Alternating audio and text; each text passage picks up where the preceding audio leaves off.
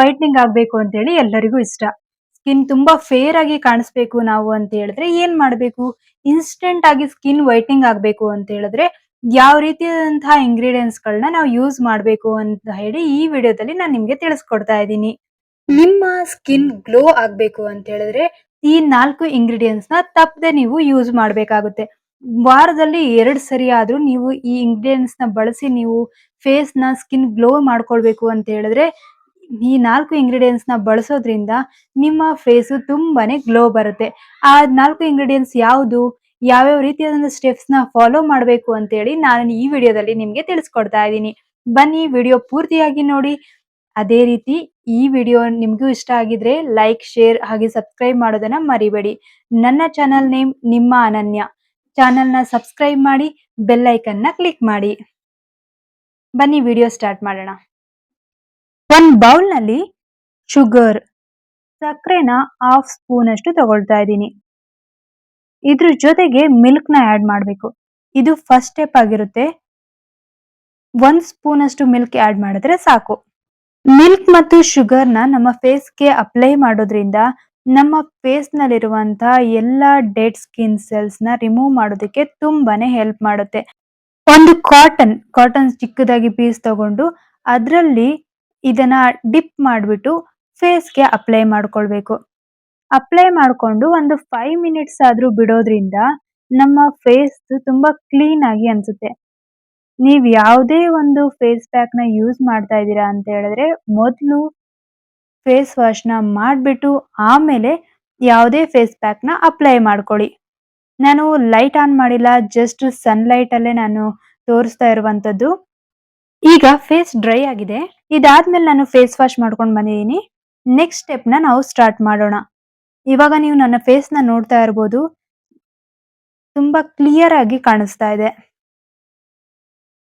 Next ಸ್ಟೆಪ್‌ನಲ್ಲಿ ಬೌಲ್‌ನಲ್ಲಿ first rice ಫ್ಲೋರ್‌ನ ಹಾಕೊಳ್ತಾ ಇದ್ದೀನಿ.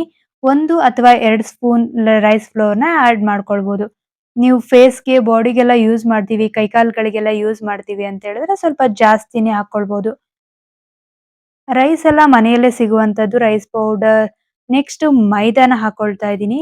ಮೈದಾ ಸಹಿತ ನಾವು ಬೋಂಡಾ ಬಜ್ಜಿ ಮಾಡೋದಕ್ಕೆಲ್ಲ ಯೂಸ್ ಮಾಡ್ತೀವಲ್ವಾ? ಅದ್ರೊಳಗೆ ಒಂದ್ 2 ಸ್ಪೂನ್ ಹಾಕೋದಷ್ಟೇ. ರೈಸ್ ಫ್ಲೋರ್, ಮೈದಾ ಹಾಗೆ ಇದ್ರ ಜೊತೆಗೆ ಮಿಲ್ಕ್‌ನ ಆಡ್ ಮಾಡ್ಕೊಳ್ತಾ ಇದ್ದೀನಿ. ತುಂಬಾ ತಿಕ್ಕಾಗಿ ಮಾಡಬೇಡಿ. ಪೇಸ್ಟ್ ತರ ಮಾಡ್ಕೊಳ್ಳಿ ಸಾಕು. ತುಂಬಾ ತಿಕ್ಕಾಗಿ ಪೇಸ್ಟ್ ತರ ಮಾಡ್ಕೊಳ್ಬೇಡಿ. ನಿಮ್ಗೆ ಫೇಸ್‌ಗೆ ಅಪ್ಲೈ ಮಾಡೋದಕ್ಕೆ ಎಷ್ಟು ಕಂಫರ್ಟೇಬಲ್ ಅನ್ಸುತ್ತೋ ಅಷ್ಟು ಮಾತ್ರ ಯೂಸ್ ಮಾಡ್ಕೊಳ್ಳಿ. ಈ ಫೇಸ್ ಪ್ಯಾಕ್ ಒಂಥರ ಇನ್ಸ್ಟಂಟ್ ಸ್ಕಿನ್ ವೈಟ್ನಿಂಗ್ ಅಂತಾನೆ ಹೇಳ್ಬೋದು. ಈ ಫೇಸ್ ಪ್ಯಾಕ್ ಒಂದೇ ವಾಶ್‌ನಲ್ಲಿ ನಿಮ್ಮ ಸ್ಕಿನ್ ವೈಟ್ನಿಂಗ್ ಆಗಿ ಮಾಡುತ್ತೆ. ನೀವು ಒಂದ್ಸಲಿ ಇದನ್ನ ಅಪ್ಲೈ ಮಾಡ್ಕೊಂಡು ನೋಡಿ. ಇದೆಲ್ಲ ಮಿಕ್ಸ್ ಮಾಡಿದ್ಮೇಲೆ ಒಂದು 5 ಮಿನಿಟ್ಸ್ ಬಿಟ್ಟು ಆಮೇಲೆ ಅಪ್ಲೈ ಮಾಡ್ಕೊಳ್ಳಿ. ನಾನಿವಾಗ ಸೆಕೆಂಡ್ ಸ್ಟೆಪ್‌ನ ಯೂಸ್ ಮಾಡ್ತಾ ಇದ್ದೀನಿ. ಜಸ್ಟ್ ಅಕ್ಕಿ ಹಿಟ್ಟು, ಮೈದಾ, ಮಿಲ್ಕ್‌ನ ಇವು 3ನ್ನ ಮಾತ್ರ ಆಡ್ ಮಾಡಿರುವಂತದ್ದು. ಇದನ್ನ ತುಂಬಾ ಸ್ಕ್ರಬ್ ಮಾಡಬಾರ್ದು. ಓನ್ಲಿ ಒಂದು 5 ಟು 10 ಮಿನಿಟ್ಸ್ ಬಿಟ್ಬಿಟ್ಟು ಆಮೇಲೆ ನಿಮ್ಮ ಫೇಸ್‌ನ ವಾಶ್ ಮಾಡ್ಕೊಳ್ಳಿ. ರೈಸ್ ಫ್ಲೋರ್ ಹಾಕಿರೋದ್ರಿಂದ ನಮ್ಮ ಫೇಸ್‌ನ ತುಂಬಾ ಸ್ಕ್ರಬ್ ಮಾಡೋದಕ್ಕೆ ಹೋಗಬಾರ್ದು. ಅದೇ ರೀತಿ ನಿಮ್ಮ ಐಬ್ರೋ ಮೇಲೆ ಅಪ್ಲೈ ಮಾಡ್ಕೊಳ್ಬೇಡಿ.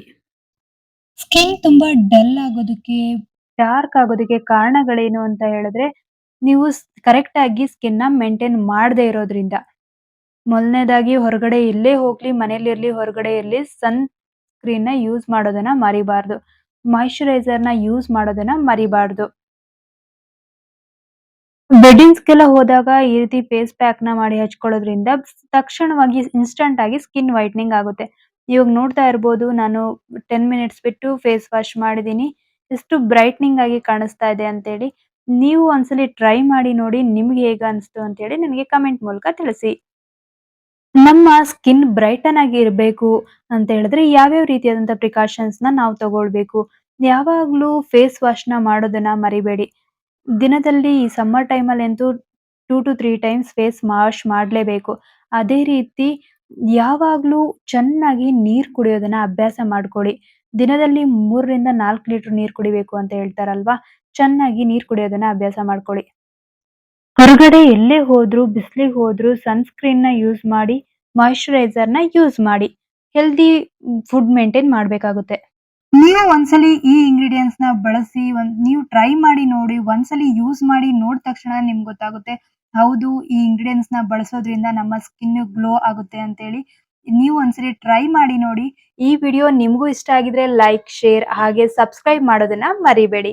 Thanks for watching.